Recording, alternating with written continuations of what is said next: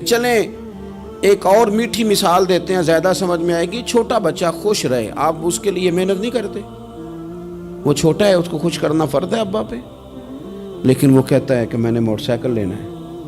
چھوٹا ہے، چلا ہی نہیں پائے گا، تو ابا پھر اسے راضی کرتا ہے، کہتا ہے بیٹے چھوٹا سائیکل لے لے، چل میں تجھے اڑانے والا جہاز لے دیتا ہوں۔ مقصود کیا ہے کہ اس کو ناراض نہیں کرنا، یہ روئے نہ، اس کا دل نہ ٹوٹے ہو۔ یارو سنو نا میں کیا کہہ رہا ہوں، اگر چھوٹے بچے کے لیے وہ چیزیں ڈھونڈتے ہو، میرے ابا جی نا اپنے نواسے کے لیے کھلونا لے کے آئے تو بچہ بڑا ہی کھیلا، تو ابا جی کہنے لگے لو پیسے پورے ہو گئے میرے۔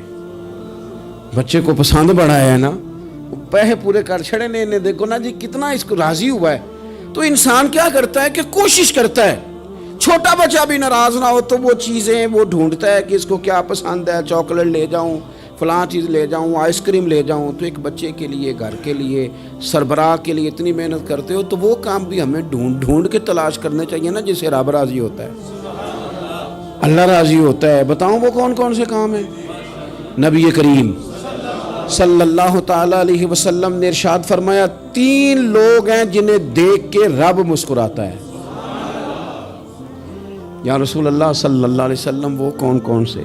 تو محبوب فرمانے لگے ایک وہ بندہ ساری مخلوق سوئی ہے، آدھی رات ہے، رات کا پچھلا پہر ہے، اس نے اٹھ کے وضو کر لیا، مصلی پہ کھڑا ہو گیا خدا کی یاد میں، فرمایا اسے دیکھ کے رب مسکراتا ہے جو اس کی شان کے لائق ہے۔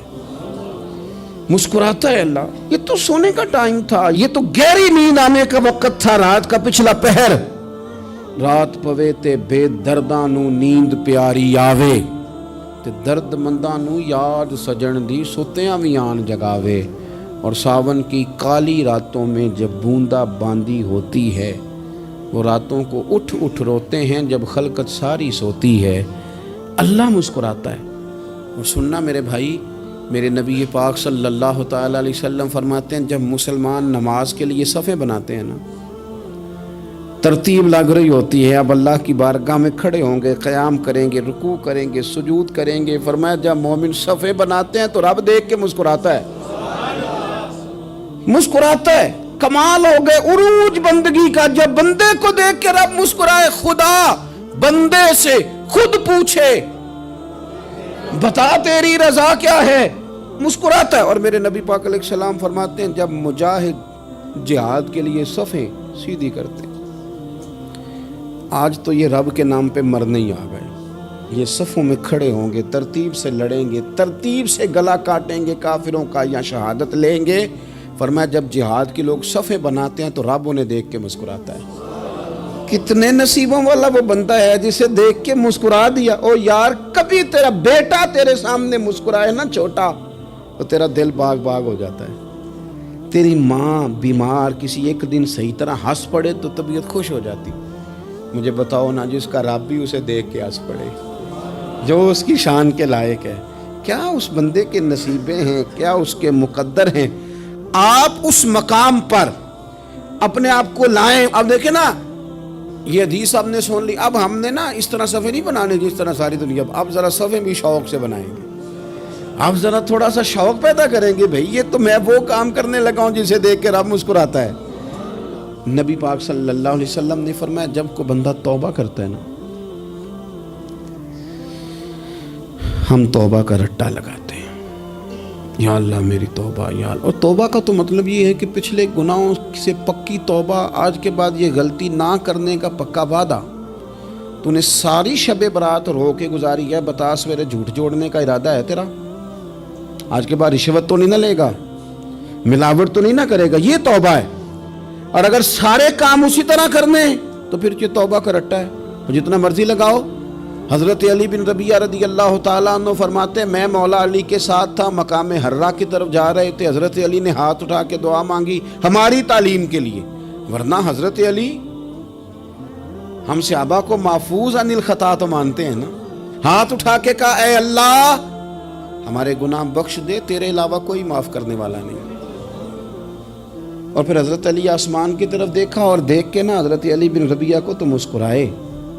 حضرت علی بن ربیعہ کہنے لگے حضور مسکرائے کیوں ہو؟ فرمانے لگے ایک دن میں حضور کے ساتھ اسی طرح آیا تھا، اسی طرح حضور نے دعا فرمائی تھی ہماری تعلیم کے لیے، اور پھر حضور مجھے دیکھ کے مسکرائے تھے اور فرمایا جب کوئی بندہ رب کی بارگاہ میں اس طرح استغفار کرتا ہے تو رب مسکراتا ہے اور مسکرا کے فرماتا دیکھ لو میرے بندوں کو پتا ہے کہ میرے علاوہ معاف کرنے والا کوئی نہیں، انہیں پتا ہے، تم اس کی بارگاہ میں رجوع تو لاؤ، آؤ تو صحیح دو آنسو لے کر۔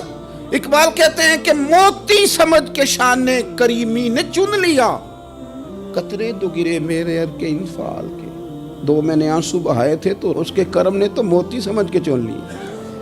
سنو نا حضور اس استغفار کو اللہ کو یار رات کو توبہ کر کے سونا چاہیے ہمیں۔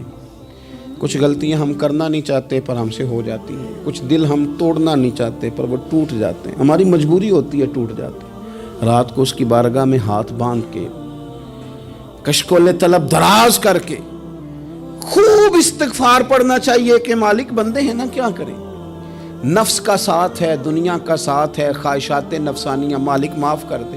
درد سے توبہ، رسم نہ ہو، کہانی نہ ہو، لفظ نہ ہو، جملے نہ ہو، اور جناب ایسے لوگوں کے بیچ بڑے ہاتھ باندھ کے اور بڑا کوئی ضرورت نہیں، آپ اکیلے اپنی چارپائی پہ بستر کے اندر منہ دے کے بھی درد سے کہیں گے نا معاف کر دے تو وہ تو مہربانی بڑا ہے۔ میرے نبی پاک صلی اللہ علیہ وسلم مثال دیتے ہیں، فرمایا ایک آدمی صحرا میں جا رہا، صحابہ سے حضور خطاب کر رہے ہیں، فرمایا ایک آدمی صحرا میں جا رہا تھا، اس نے اپنی اونٹنی پہ کھانا پانی پیسے ہر چیز رکھی ہوئی تھی، صحرا تھا بہت بڑا، درمیان صحرا کے گیا تو تھوڑا سا سستانے کے لیے آرام کرنے کے لیے اونٹنی سے نیچے اترا، اب اس نے اونٹنی کی لگام اونٹنی کی نکیل اپنے سرہانے کے نیچے رکھی، ہاتھ کے ساتھ پکڑی اور سو گیا۔ تھوڑی ہی دیر کے بعد جب اس کی آنکھ کھلی تو دیکھا اونٹنی غائب ہے۔ صحرا میں وہ پیدل نہ آگے جا سکتا ہے نہ پیچھے جا سکتا ہے، نہ دائیں نہ بائیں، کھانے کو روٹی نہیں، پینے کو پانی کا قطرہ نہیں، تھوڑا ادھر بھاگا ادھر بھاگا، تھک گیا۔ کریم محبوب فرماتے ہیں وہ پوری طرح نڈھال ہو گیا اور مایوس ہو گیا، معاذ اللہ، مایوس ہو کے دوبارہ اسی جگہ آ کے لیٹ گیا جہاں پہلے لیٹا تھا، انتظار کرنے لگا کہ اب موت ہی آئے گی، آخری وقت ہے، اب نہ میں پیدل یہ صحرا کراس کر سکتا ہوں، نہ پیچھے جا سکتا ہوں، نہ کھانا ہے نہ پانی ہے، سوائے موت کے کوئی سہارا نہیں۔ حضور فرماتے ہیں وہ رستے میں دوبارہ لیٹ گیا، اچانک اس نے رخ بدلا تو اونٹنی سامنے کھڑی تھی۔ حضور نے صحابہ سے پوچھا بتاؤ نا اسے بھلا کتنی کو خوشی ہوگی؟ یا رسول اللہ جی سے نئی زندگی مل گئی ہے۔ آپ دیکھیں نا سارے ڈاکٹروں نے کہہ دیا کہ اس کے تو گردے معدہ جگر ہر چیز ختم ہے، گھر لے جاؤ خدمت کرو، ہر طرف پریشانی ہے۔ وہ بندہ بھی سمجھ گیا ہے کہ آخری وقت آ گیا، کل جاؤں پرسوں جاؤں، تیاری ہو گئی، سب لوگ آ گئے، باہر والے بھی آ گئے، یہ ماحول ایک عجیب رنگ اختیار کر گیا۔ اچانک ایک ڈاکٹر نے آ کے کہا نہیں نہیں غلطی لگ گئی تھی۔ مجھے بتائیے انداز کیا ہوتا ہے؟ بغیر دوائی کے بندہ اٹھ کے کھڑا نہیں ہو جاتا، او میں تو بچ گیا ہوں۔ نبی پاک صلی اللہ علیہ وسلم فرمانے لگے اس کی اونٹنی مل گئی، بتاؤ بھلا اسے کتنی خوشی ہوگی؟ یا رسول اللہ وہ تو دوبارہ دنیا میں آ گیا۔ حضور فرمانے لگے اسے کچھ بھی خوشی نہیں ہوئی۔ جب کوئی رب کا گناہگار بندہ آ کے توبہ کرتا ہے، رب کو اس سے کئی گنا زیادہ خوشی ہوتی ہے۔ میرا بندہ آ گیا ہے، میرا بندہ آ گیا ہے، میرے گھر آ گیا، اس نے آنسو بہائے ہیں، اس نے کہا اللہ میں تیرا ہی ہوں، تیرا ہی رزق کھاتا ہوں، تیری ہی زمین پہ رہتا ہوں، تیرے نام سے میری سانسیں چلتی ہیں۔ وہ آ گیا۔ فرمایا اس اونٹنی والے سے زیادہ رب کو خوشی ہوتی ہے جب گناہگار آ کے توبہ کرتا ہے۔ گناہگاروں کے آنسو اس کی بارگاہ میں بڑے مقبول ہیں، لیکن ہم رسم ادا کرتے ہیں، توبہ نہیں کرتے، ہم اپنے آپ کے ساتھ دھوکہ کرتے ہیں، جھوٹ بولتے ہیں۔ ہم بندہ کوئی ناراض ہو جائے تو ہمیں کوئی نیند آتی، اس کے گھر چلے جاتے ہیں۔ ہم اپنے سارے رشتوں کو تعلقات کو مینٹین کر کے رکھنے کے عادی ہیں۔ ہمیں پتہ ہے کہ وہاں میں نہیں جا سکا تو بیٹا بھیجتا ہوں، فلاں شادی پہ میں نہیں جا سکا تو بھتیجا بھیجتا ہوں، بھائی بھیجتا ہوں، ہر تعلق کا ہم نے خیال رکھا کوئی روٹھ نہ جائے۔ لیکن کمال ہے نا، یہ نہیں سوچا کہ اگر رب روٹھ گیا تو جب وہ روٹھ جائے نا تو سارے رشتے بھی بندے کے پاس موجود ہوں تو کوئی کارآمد نہیں ہوتا، پھر کروڑوں روپیہ جیب میں ہوں تو ڈاکٹروں کی دوائیاں اثر نہیں کرتی۔ وہ روٹھ جائے تو پھر انسان اس طرح سے پھسلتا ہے کہ بڑے بڑے اس کے پاس دروازے ہوتے ہیں پر کسی جگہ اس کا ہاتھ نہیں لگتا، خدا را خیال کریں، دنیا روٹتی ہے تو روٹ جائے، رب رسول ناراض نہ ہونے پائیں، اس کا خیال کریں۔ حضور فرماتے ہیں وہ مسکراتا ہے، اسے خوشی ہوتی ہے جب کوئی اس کا بندہ اس کی طرف رجوع کرتا ہے۔ میرے عزیزو، رسول پاک صلی اللہ تعالیٰ علیہ وسلم نے ان لوگوں کے تذکرے کیے جنہیں دیکھ کے رب مسکراتا ہے۔ ہم نہ گناہگاروں پر بھی فتویٰ دینے میں جلدی کرتے ہیں اور نیکی پر بشارت دینے میں بھی جلدی کرتے ہیں، حالانکہ یہ ہماری ذمہ داری نہیں۔ پتہ نہیں اللہ تعالیٰ کس کو کب توفیق توبہ دے کے اپنے قریب کر لے، لیکن بڑی جلدی ہے، بڑی جلدی فتویٰ دینے میں۔ اور یہ فتویٰ اب صرف مفتیوں کا نہیں رہ گیا، یہ میری طرح کے، آپ کی طرح کے ڈھیروں لوگ ہیں جنہوں نے جیبوں میں فتوے ڈالے ہوئے۔ بھئی آپ نے کیوں ذمہ داری لے لی ہے جنت میں داخل کرنے کی اور نکالنے کی؟ یہ تو میرے رب کریم کا کرم ہے، وہ جس کو چاہے جب چاہے جتنا چاہے عطا کرے۔ لیکن کچھ لوگ نا بڑے پکے ہو گئے ہیں کہ شاید جو میں سوچ رہا ہوں وہی درست ہے۔ کبھی کبھی کچھ چیزیں عجیب بھی ہوتی ہیں، لہذا خدا کی رحمت پر بھروسہ کر کے بات کرنی چاہیے، اپنی مرضی کے فتوے نہیں داغنے چاہیے۔ وہ دیکھو جی فلانا بندہ یوں کر رہا ہے، آپ کو پتہ ہی نہیں پوری بات کا، آپ کو علم ہی نہیں پوری بات کا۔ حضرت بہاءاللہ نقشبند بخاری رحمۃ اللہ علیہ فرماتے ہیں میں حج کرنے گیا تو وہاں میں نے ایک آدمی کو کروڑوں کا کاروبار کرتے دیکھا، تو میرے دل میں خیال ہے یہاں بھی اللہ اللہ کرنی چاہیے تھی، دنیا داری کر رہا ہے۔ لیکن فرماتے ہیں حج سے فارغ ہوئے تو میں نے دیکھا وہی بندہ سارا کچھ رب کی بارگاہ میں خیرات کر رہا ہے، اور سینکڑوں غریب حاجی ہیں جن کو پورے خرچے دے رہا ہے۔ تو میں نے وہیں اپنی سوچ سے توبہ کی کہ میں کہاں تھا۔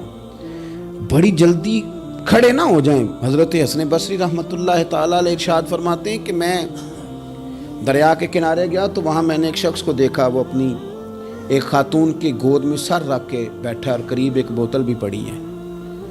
میرے دل میں معاذ اللہ خیال آیا کہ دیکھو کس انداز میں ایک عورت کے ساتھ یہ ہے، اور پاس بوتل بھی پڑی ہے، جانے شراب ہے۔ کہتے میں سوچ ہی رہا تھا کہ اچانک کی کشتی آ رہی تھی دریا میں، وہ ہچکو لے کھائے، کشتی میں 4-5 لوگ تھے، وہ دریا میں ڈوبنے لگے۔ وہ آدمی تیزی سے اٹھا، دریا میں چھلانگ لگائی، پہلے ایک کو نکالا، پھر دوسرا نکالا، پھر تیسرا نکالا، ایک بندہ رہ گیا۔ کہنے لگا حضور مجھے تو آپ نے گناہگار سمجھا ہے، میں تو بڑے غلط انداز میں یہاں بیٹھا ہوں، آپ نے جو سوچا چلیں گے چوتھا بندہ آپ نکالنا ہے، کرے نا یہ کام، کرے نا یہ کام۔ بڑے بھولے بھالے، بڑے اللہ والے، ریاض آپ کو بس ہم ہی جانتے ہیں، اتنی جلدی فتویٰ۔ حضرت حسن بصری فرماتے ہیں میں پشیمان ہوا، میں نے کہا مجھے تیرنا نہیں آتا، تو دیر نہ کر، چوتھا ڈوب نہ جائے۔ کرتے اس نے چھلانگ لگائی، چوتھا بھی نکال لایا، اور کہنے لگا حضرت آپ نے جلدی کی سوچنے میں، یہ بی بی میری ماں ہے اور یہ سرکے کی بوتل ہے۔ ہم ماں بیٹے کا یہ مشغلہ ہے کہ یہ وہ جگہ ہے جہاں آ کے لوگ مسافر اترتے ہیں، اور یہاں سے کسی کا گھر 100 میل ہے، کسی کا 200 میل ہے۔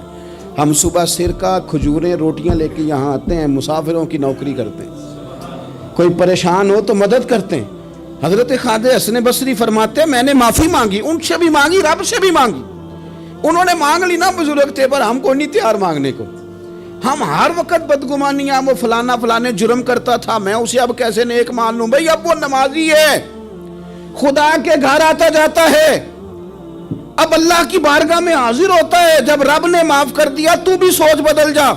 سنیں حضور کیا فرماتے ہیں، نبی پاک صاحب العلاق صلی اللہ تعالی علیہ وسلم فرماتے ہیں، مسند امام احمد بن حنبل دیکھیے، فرمایا رب اس وقت بڑا ہی مسکرائے گا جب قاتل بھی جنت میں جائے گا، مقتول بھی جنت میں جائے گا۔ یا رسول اللہ مقتول تو گیا، یہ قاتل کیسے چلا گیا؟ حضور فرماتے ہیں جائے گا، اور جائے گا اور رب مسکرائے گا جو اس کی شان کے لائق ہے۔ یا رسول اللہ کس طرح؟ تو نبی پاک صلی اللہ علیہ وسلم فرمانے لگے اس نے ایک مومن کو قتل کیا تھا، وہ شہید ہو کے جنت میں چلا گیا، اب اللہ نے بعد میں اسے توبہ کی توفیق دے دی۔ پہلے اس نے کلمہ پڑھا، پھر یہ میدان میں اترا، کافروں سے لڑا، یہ شہید ہوا، رب نے اسے بھی جنت دے دی۔ قاتل بھی جنت میں، مقتول بھی جنت میں، اور بات اتنی انوکھی ہے کہ رب دیکھ کے مسکرا رہا ہے جو اس کی شان کے لائق ہے۔ ہم جلدی میں ہیں، ہم انتظار نہیں کر رہے کہ شاید توبہ کر جائے، ہم انتظار نہیں کر رہے، لیکن میرے عزیز اتنی جلدی نہ کریں۔ سوچوں کا صاف ہونا ذہنوں کا پاک ہونا اور لوگوں کے بارے میں گمان کا اچھا ہونا. آپ کسی نفسیات کے ڈاکٹر کے پاس چلے جائیں, اسے کہیں ٹینشن بڑی ہے, میں ان کے مضامین پڑھتا رہتا ہوں, وہ سب سے پہلا سبق آپ کو یہ پڑھائیں گے کہ اچھا سوچا کریں.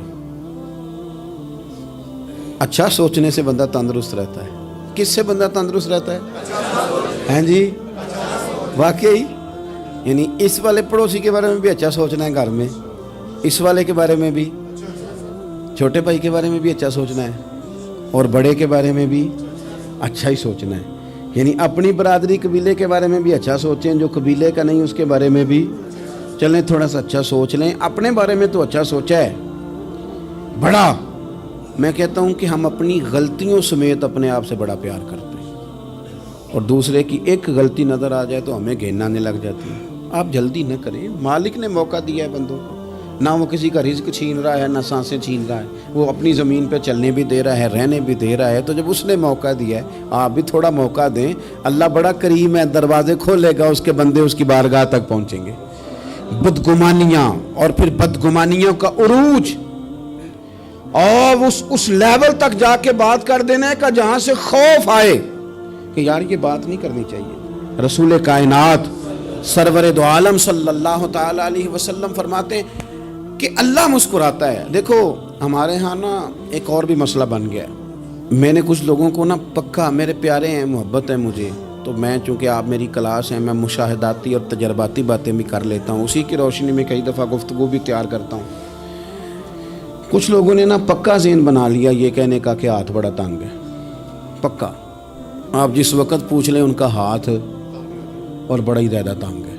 آپ یقین کریں, بہن کا جو خامند ہے وہ کہہ رہا ہے جا حصہ لے کے آ, تیرے بھائیوں کی کمائی تو نہیں, تیرے ابا کی ہے, لے کے آ. وہ بیچاری اس کی منتیں کر رہی ہے, کہتی ہے اگر جاؤں گی نا تو وہ کہیں گے حصہ لے جا, آج کے بعد ہمارے گھر نہ آنا, میرا دروازہ نہ بند کرو, مہربانی کرو. اور بھائی سے بات کرتی ہے تو کہتا ہے ہاتھ ہی بڑا تنگ ہے, جب ٹھیک ہوگا تو دے دوں گا. نہ کریں یہ ظلم. ہمارے اپنے تڑپتے رہتے ہیں اور ہماری دولتیں اندر پڑی رہتی ہیں.